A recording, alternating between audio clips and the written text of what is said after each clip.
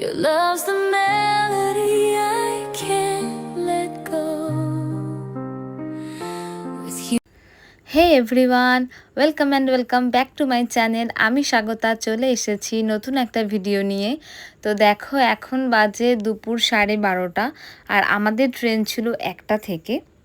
But যেহেতু ট্রেনটা late আমাদের কাছে মেসেজ চলে এসেছে, তো 12:30 বাজে তখনও আমরা বেরাতে পারিনি, কারণ লাগেজ একটুখানি আনপ্যাক করা ছিল, তো ওগুলোই গুছাচ্ছিলাম। সব গুছিয়ে ঠুছিয়ে নিয়ে বেরিয়ে পড়েছি। হাজব্যান্ড তো আগেই নিচে নেমে গেছে সমস্ত ট্রলি আর ব্যাগ নিয়ে, কারণ উবের চলে এসেছিলো। আমি তারপরে নামলাম। তো মামনিকে টাটা বাই বাই বলে আমরা উবেরে করে বেরিয়ে পড়লাম আমাদের গন্তব্যে যাওয়ার জন্য।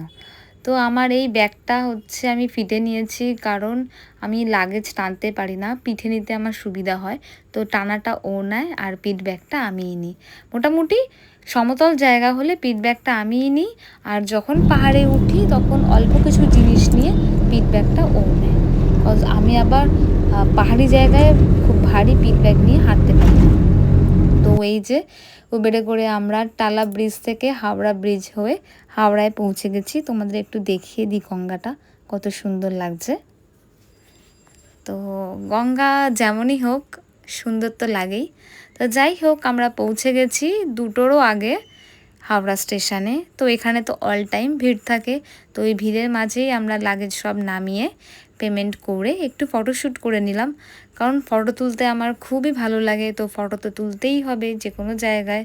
দেখো কটা বাজে, মাত্র 1:37।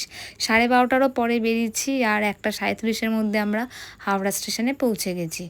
তো গিয়ে দেখলাম যে 2:15-তে ট্রেন ছাড়বে না, ট্রেন ছাড়বে 2:30-এর সময়। তো আমরা লাগেজটা চেক করিয়ে একটুখানি স্টেশনে আবার ফটোশ্যুট করে আমরা যে প্ল্যাটফর্মে ট্রেনটা দিয়েছিল 11 নম্বর প্ল্যাটফর্মে, তো সেখানে চলে গেলাম। দেখতেই পাচ্ছ আমাদের ট্রেন নাম্বার দিয়ে দিয়েছে, কিন্তু ছাড়বে 2:30-এর সময়। তো ওখানে গিয়ে একটু ওয়েট করছিলাম, প্রচণ্ড গরম লাগছিল। আর এই যে এত লম্বা লাইনটা দেখছো, এই লম্বা লাইনটা জেনারেলের। আমি তো রীতিমতো অবাক যে এত মানুষ জেনারেলে যাবে, কজ লাস্ট ডেস্টিনেশন দেহরাদুন। এত দূর যাওয়াটা এই জেনারেলে করে কতটা কষ্টকর আমার তো দেখেই লাগছিল ভয়। তো ওটা দেখতে দেখতে চলে এসেছে আমাদের ট্রেন। আর এই ফার্স্ট টাইম আমি এসি কামরাতে যখন উঠেছি, কামরাটা ফাঁকা ছিল। কজ যখনই আমি এসি কামরাতে উঠি আগে আগে লোক উঠে যায়, আমি কখনো এরকম ফাঁকা জায়গা পাই না। তো আমরা যখন উঠে লাগেজ ফাগেজ রাখছি তখন আস্তে আস্তে মানুষ উঠছে আর জায়গাটা ভিড় হচ্ছে। তো আমি বললাম খিদে পেয়ে গেছে, কিছু খেয়ে নিই যা যা এনেছি।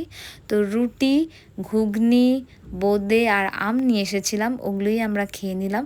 তো আমি বাড়িতে টাইম পাইনি নেল পলিশ পরার। তো আমি যখন পড়ছিলাম তো ও তখন একটু ফটো তুলছিল, যে আয় তোর একটু ফটো তুলে দিই। আর ও একটু পার্সোনাল কিছু ইম্পর্টেন্ট ফোন কল করতে বাইরে এসেছিলো, তো তখন আমিও এসব একটু জ্বালাতন করে নিলাম, যাই আর একটু ফটো তুলি। তো এইভাবেই বিকেল হয়ে গেছে, আমরা ট্রেনে করে যাচ্ছি। তো একটু বললাম চিপস টিপস কিছু খেয়ে নিই। তো চিপস বিস্কুট এগুলোই খেয়ে নিলাম। খেতে খেতেও আমাদের খুনসুটি, একবার তুই খা বলছি, ও বলছে না তুই খা।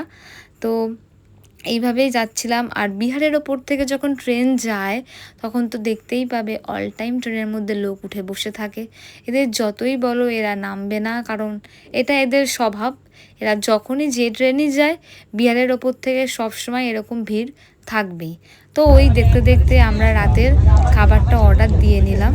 আর এই যে দেখতে পাচ্ছ এত জলের বোতল, এগুলো সব হাওড়া স্টেশন থেকে আমরা নিয়ে নিয়েছি পুরো 1 প্যাকেট, যার মধ্যে 12টা থাকে। কেন প্রায় 2 দিন ট্রেনে থাকতে হবে, তার মধ্যে ট্রেন লেট চলছে, কতক্ষণ কি পৌঁছাবো জানি না।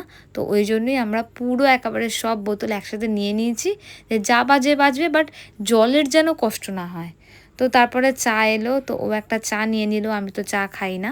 তারপর আমরা রাতে ডিনার করতে বসে গেলাম, এগ ফ্রাইড রাইস, চিলি পনির আর লাচ্ছা পরোটা। তারপর লাইট নিভিয়ে আমরা শুয়ে পড়লাম। কেমন লাগলো আমার ব্লগটা জানিও, ভালো লাগলে আমার চ্যানেলটা সাবস্ক্রাইব করে দিও। দেখা হচ্ছে পরের ভিডিওতে। সবাই সুস্থ থেকো, ভালো থেকো, টাটা।